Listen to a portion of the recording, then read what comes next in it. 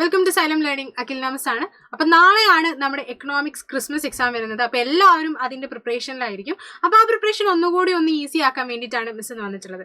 അതായത് നാളത്തെ നിങ്ങളുടെ ക്രിസ്മസ് എക്സാമിന്, എക്കണോമിക്സ് ക്രിസ്മസ് എക്സാമിന് നിങ്ങൾ ക്വസ്റ്റ്യൻ പേപ്പറിൽ കാണാൻ പോകുന്ന എസ്എ ക്വസ്റ്റ്യൻസ് ഏതൊക്കെ ആയിരിക്കും എന്ന് നമുക്ക് ഇന്നേ ഒന്ന് നോക്കിയാലോ.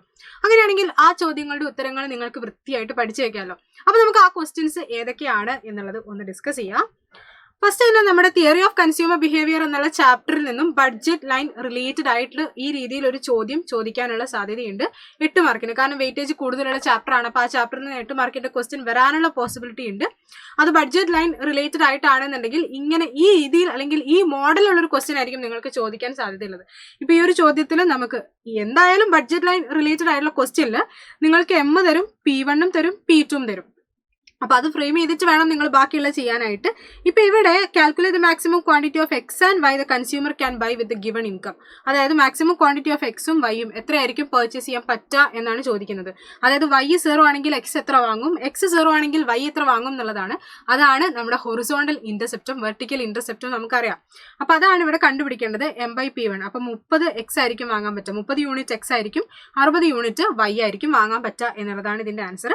പിന്നെ നമ്മളോട് ബഡ്ജറ്റ് ലൈൻ വരയ്ക്കാൻ പറയുന്നുണ്ട്. സിമ്പിൾ ആണ്. നമുക്ക് ഹൊറിസോണ്ടൽ ഇന്റർസെപ്റ്റും വെർട്ടിക്കൽ ഇന്റർസെപ്റ്റും കിട്ടിക്കഴിഞ്ഞാൽ ഈസി ആയിട്ട് നമുക്ക് ഇതാ ബഡ്ജറ്റ് ലൈൻ വരയ്ക്കാം. ഓക്കെ, ബഡ്ജറ്റ് ലൈൻ ഈസി ആയിട്ട് നമുക്ക് ഡ്രോ ചെയ്യാനായിട്ട് പറ്റും. അതായത് ഹൊറിസോണ്ടൽ ഇന്റർസെപ്റ്റ് എക്സ് ആക്സിസിലും വെർട്ടിക്കൽ ഇന്റർസെപ്റ്റ് വൈ ആക്സിസിലും കൊടുത്തിട്ട് ജോയിൻ ചെയ്ത് വരയ്ക്കാം. പിന്നെ നമ്മുടെ അടുത്ത ചോദ്യം ചോദിച്ചിട്ടുള്ളത് if the price of commodity x increases. ഈ രീതിയിലൊരു ക്വസ്റ്റ്യൻ ഉണ്ടാകും. അതായത് എക്സോ അല്ലെങ്കിൽ വൈ, അതായത് P1 P2 അല്ലെങ്കിൽ എമ്മോ കൂടുകയോ കുറയുകയോ ചെയ്യുകയാണെങ്കിൽ പുതിയ ബഡ്ജറ്റ് ലൈൻ എങ്ങനെയായിരിക്കും. ഇവിടെ ഇപ്പോൾ എക്സ് കൂടിയിട്ട് 30 ആയിട്ടുണ്ട്. അപ്പം നിങ്ങൾ എന്തായാലും പുതിയ ഹൊറിസോണ്ടൽ ഇന്റർസെപ്റ്റ് ഇതേപോലെ കണ്ടുപിടിക്കണം. വെർട്ടിക്കൽ ഇന്റർസെപ്റ്റിൽ മാറ്റമൊന്നും ഉണ്ടാവില്ല. അപ്പോൾ ഈ രീതിയിൽ ഇപ്പോൾ ഹൊറിസോണ്ടൽ ഇന്റർസെപ്റ്റ് 20 ആയിട്ടുണ്ട്. അപ്പം നമ്മളിതാ ഇങ്ങനെയായിരിക്കും നമ്മുടെ പുതിയ ബഡ്ജറ്റ് ലൈൻ ഉണ്ടായിരിക്കുക. അപ്പോൾ ബഡ്ജറ്റ് ലൈൻ വരച്ചു കഴിഞ്ഞാൽ ആ ബഡ്ജറ്റ് ലൈനിന്റെ ഇക്വേഷൻ എപ്പോഴും ആ ഒരു ബഡ്ജറ്റ് ലൈനിന്റെ മുകളിൽ എഴുതാനായിട്ട് നിങ്ങൾ ശ്രദ്ധിക്കുക. ഇപ്പോൾ ഫസ്റ്റത്തെ ബഡ്ജറ്റ് ലൈനിന്റെ ഇക്വേഷൻ ആണെങ്കിൽ 20x1 നമുക്ക് ഈ രീതിയിലായിരിക്കും വരിക. Okay, 20x1 plus 10x2 equal to 600. ഇതാണ് നമ്മുടെ ഒറിജിനൽ ബഡ്ജറ്റ് ലൈൻ എന്ന് പറയുന്നത്. ഇപ്പൊ ഇവിടേക്ക് വരുമ്പം 30x1 plus 10x2 equal to 600 ആയിരിക്കും. കാരണം P1 മാത്രമാണ് ഇൻക്രീസ് ചെയ്തിട്ടുള്ളത്. ഈ രീതിയിൽ എഴുതി വെക്കുക. പിന്നെ അടുത്ത ചോദ്യം നമ്മളോട് ചോദിച്ചിട്ടുള്ളത് സപ്പോസ് ഇൻകം ആണ് 600ൽ നിന്നും 900 ആയിട്ടുള്ളത് എങ്കിൽ പുതിയ ബഡ്ജറ്റ് ലൈൻ എങ്ങനെയായിരിക്കും എന്നാണ്. അപ്പോൾ നിങ്ങൾ ഹൊറിസോണ്ടൽ ഇന്റർസെപ്റ്റും കണ്ടുപിടിക്കണം, വെർട്ടിക്കൽ ഇന്റർസെപ്റ്റും കണ്ടുപിടിക്കണം. കാരണം നമുക്കറിയാം ഇൻകം ആണ് മാറിയിട്ടുള്ളത്. അപ്പോൾ രണ്ടും ഇതാ ഇവിടെ കണ്ടുപിടിച്ച് വെച്ചിട്ടുണ്ട്. എന്നിട്ട് പുതിയ ബഡ്ജറ്റ് ലൈൻ നമ്മൾ വരയ്ക്കുന്ന സമയത്ത് ഹൊറിസോണ്ടൽ ഇന്റർസെപ്റ്റ് 45ഉം വെർട്ടിക്കൽ ഇന്റർസെപ്റ്റ് 90ഉമാണ് നമുക്ക് കിട്ടിയിട്ടുള്ളത്. അപ്പോൾ ഇങ്ങനെയാണ് വരയ്ക്കേണ്ടത്. ഇനി ആ ബഡ്ജറ്റ് ലൈൻ ഇക്വേഷൻ എഴുതുമ്പോൾ 20x1 plus 10x2 equal to 900 എന്ന് അതിന്റെ മുകളിൽ എഴുതി വെക്കാം. ഈ രീതിയിൽ ഒരു ചോദ്യം നിങ്ങൾക്ക് എസ്എ ക്വസ്റ്റ്യൻ ആയിട്ട് പ്രതീക്ഷിക്കാം. ഇനി ഇതിൽ നിന്നും ബാക്കിയുള്ള ചോദ്യങ്ങൾ നമ്മുടെ 5 മാർക്ക് ക്വസ്റ്റ്യൻസ് ഒക്കെ എങ്ങനെയാണ് വരിക എന്നുള്ളത് ഓൾറെഡി നമ്മുടെ ചാനലിൽ വീഡിയോ പോകുന്നുണ്ടായിരിക്കും. അപ്പോൾ അതൊന്ന് ചെക്ക് ചെയ്യുക. ഇനി പ്രൊഡക്ഷൻ ആൻഡ് കോസ്റ്റ് എന്നുള്ള ചാപ്റ്ററിൽ നിന്നും എസ്എ ക്വസ്റ്റ്യൻ ഉള്ള ഒരു പോസിബിലിറ്റി ഉണ്ട്. കാരണം ക്രിസ്മസ് എക്സാം ആണ്. അപ്പോൾ എസ്എ ക്വസ്റ്റ്യൻ വരികയാണെന്നുണ്ടെങ്കിൽ ഇതായിരിക്കും ഉറപ്പായിട്ടും, അല്ലെങ്കിൽ ഈ മോഡലുള്ള ക്വസ്റ്റ്യൻ ആയിരിക്കും ഉറപ്പായിട്ടും നിങ്ങൾക്ക് വരാൻ പോകുന്ന ചോദ്യം. അതായത് കുറച്ച് ഇൻകംപ്ലീറ്റ് ആയിട്ട് തന്നിട്ട് നിങ്ങളോട് ബാക്കി എല്ലാം കണ്ടുപിടിക്കാനായിട്ട് പറയും. അതായത് കോസ്റ്റുകളാണ് നമ്മുടെ TFC, TVC, TC, AFC, ABC ഇതിന്റെ ഒക്കെ കാൽക്കുലേഷൻ നിർബന്ധമായിട്ടും പഠിച്ചു വെച്ചേക്കുക. ഈ രീതിയിൽ നമ്മളോട് ചോദിക്കും. TFC എന്ന് പറഞ്ഞാൽ എല്ലാ ഔട്ട്പുട്ട് ലെവലും സെയിം ആയിരിക്കും. അതിപ്പോൾ ഇവിടെ ക്വസ്റ്റ്യനിൽ തന്നിട്ടുമുണ്ട്. TVC എന്ന് പറഞ്ഞു കഴിഞ്ഞാൽ അത് നമുക്കറിയാം, TVC ഇവിടെ തന്നിട്ടുണ്ട്. ഇനി നമ്മളോട് TC ആണ് കണ്ടുപിടിക്കാൻ പറയുന്നതെങ്കിൽ TFC പ്ലസ് TVC ആണ്. ഓക്കെ, ഇനി AFC ആണ് ഇപ്പോൾ അടുത്തത് കണ്ടുപിടിക്കാൻ പറയുന്നത്. അത് TFC ബൈ Q ചെയ്താൽ മതി. ഈ ഔട്ട്പുട്ടിനെയാണ് നമ്മൾ Q എന്ന് പറയുന്നത്. ഇനി AVC ആണ് എന്നുണ്ടെങ്കിൽ TVC ബൈ Q ചെയ്താൽ മതി. AC ആണെങ്കിൽ TC ബൈ Q ചെയ്താൽ മതി.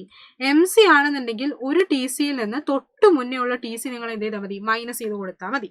ഓക്കെ, അപ്പോൾ ഈ രീതിയിൽ കണ്ടുപിടിക്കാനായിട്ട് ചോദ്യം എന്തായാലും ഉണ്ടായിരിക്കും. അതൊന്ന് നോക്കി വെച്ചേക്കുക.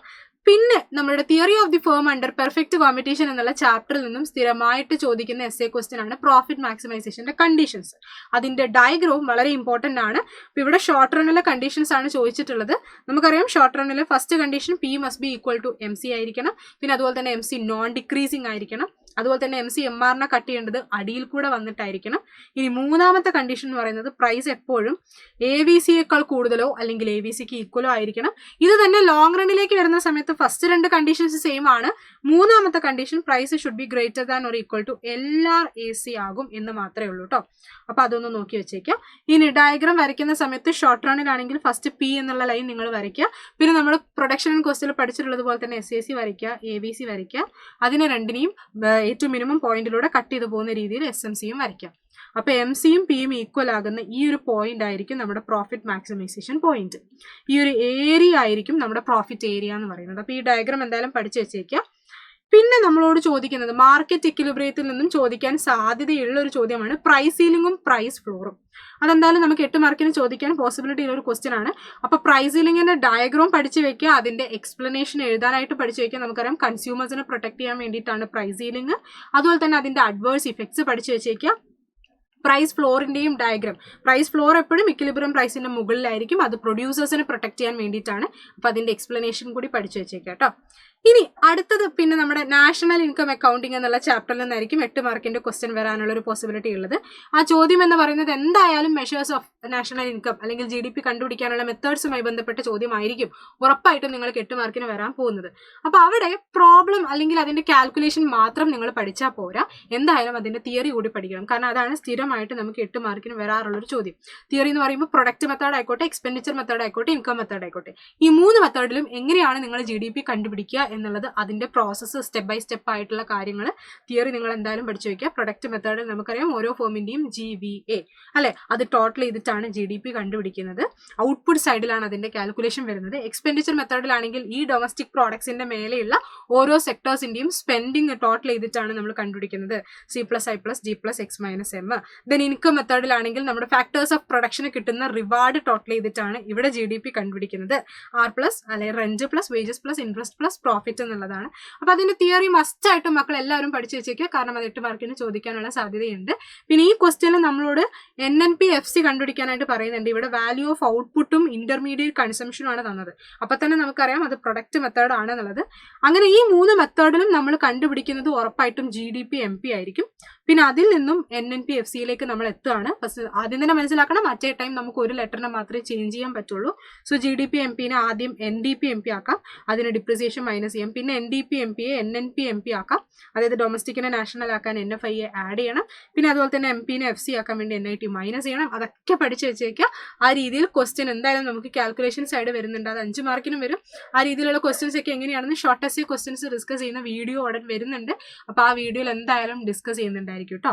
പിന്നെ നമ്മുടെ മണി ആൻഡ് ബാങ്കിങ്ങിൽ നിന്നാണ് ഉറപ്പായിട്ടും 8 മാർക്കിന്റെ ഒരു ക്വസ്റ്റിന് പോസിബിലിറ്റി ഉള്ളത്. അത് ഉറപ്പായിട്ടും നമ്മുടെ മോണിറ്ററി പോളിസി ആയിരിക്കും. ഇതിന് കൂടെ തന്നെ ഫംഗ്ഷൻസ് ഓഫ് RBI കൂടെ എക്സ്പ്ലെയിൻ ലിസ്റ്റ് ചെയ്യാനായിട്ടൊന്ന് പഠിച്ചു വെച്ചേക്കുക. അത് ചിലപ്പോൾ നമ്മുടെ essay ക്വസ്റ്റ്യനിൽ A ക്വസ്റ്റ്യൻ ഒക്കെ ആയിട്ട് വരാറുണ്ട്. പിന്നെ ക്വാണ്ടിറ്റേറ്റീവ് ടൂൾസും ക്വാളിറ്റേറ്റീവ് ടൂൾസും ആണ്. ക്വാണ്ടിറ്റേറ്റീവ് ടൂൾസ് നമുക്കറിയാം, അത് നിങ്ങൾ എക്സ്പ്ലെയിൻ ചെയ്യുന്ന സമയത്ത് ഓരോ ടൂൾസിനെയും അതെന്താണ് എന്നുള്ളത് ബ്രീഫായിട്ട് എക്സ്പ്ലെയിൻ ചെയ്യണം. പിന്നെ ഇൻഫ്ലേഷന്റെ സമയത്ത് അത് ഇൻക്രീസ് ചെയ്യും, ഡീഫ്ലേഷന്റെ സമയത്ത് ഡിക്രീസ് ചെയ്യും. OMO ആണെങ്കിൽ ഇൻഫ്ലേഷന്റെ സമയത്ത് സെൽ ചെയ്യും, ഡീഫ്ലേഷന്റെ സമയത്ത് ബൈ ചെയ്യും. റിപ്പോ റേറ്റും അതുപോലെ തന്നെ ഇൻഫ്ലേഷന്റെ സമയത്ത് ഇൻക്രീസ് ചെയ്യും, ഡീഫ്ലേഷന്റെ സമയത്ത് ഡിക്രീസ് ചെയ്യും എന്ന് പഠിച്ചു വെച്ചേക്കുക. പിന്നെ ക്വാളിറ്റേറ്റീവ് ടൂൾസ് ജസ്റ്റ് ഒരു ഒറ്റ സെന്റൻസിൽ അതിന്റെ എക്സ്പ്ലനേഷൻ കൂടി ഒന്ന് പഠിച്ചു വെച്ചേക്കാം കേട്ടോ. അപ്പൊ 8 മാർക്കിന് നമുക്ക് പോസിബിലിറ്റി ഉള്ളത് മൈക്രോ എക്കണോമിക്സിൽ ഒന്ന് തിയറി ഓഫ് കൺസ്യൂമർ ബിഹേവിയർ ആണ്. പിന്നെ നമ്മുടെ theory of the firm under perfect competition, production and cost, market equilibrium. അത് ഏതൊക്കെ ചോദ്യങ്ങളാണ് വരാൻ സാധ്യതയുള്ളത് എന്ന് മിസ് പറഞ്ഞിട്ടുണ്ട്.